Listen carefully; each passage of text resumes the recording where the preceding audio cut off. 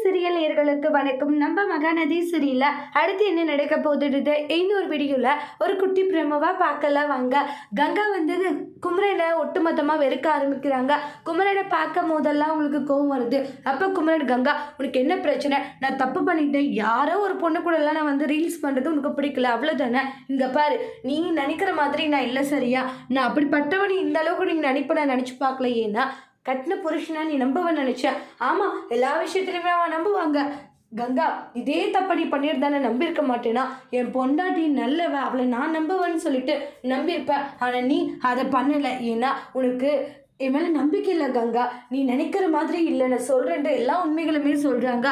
அப்போ தான் குமரன் மேலே எந்த ஒரு தப்பு இல்லை அப்படின்னு சொல்லிட்டு கங்கா தெரிஞ்சுக்கிறாங்க. அப்போ மன்னிப்பு கேட்குறாங்க. சாரதா, தம்பி எந்த தப்பு பண்ணியிருக்காதுன்னு எத்தனை டைம் படித்து சொன்னேன், கேட்டியாடி? ஏதோ தம்பி பெரிய உலகத்தில் இல்லாத தப்பு பண்ணிட்ட மாதிரி என்ன பேச்சு நீயும் அத்தையும் அப்படின்றாங்க. குமரான்றாங்க, போங்க பாட்டி, நான் உங்கள் மேலே கோவமாக இருக்கேன்.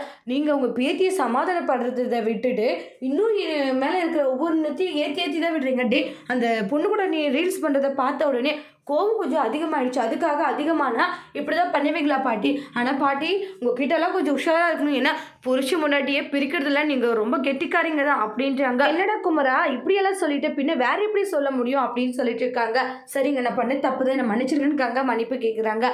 அதோட இந்த பிரமவை முடிச்சிருக்காங்க. தேங்க்யூ.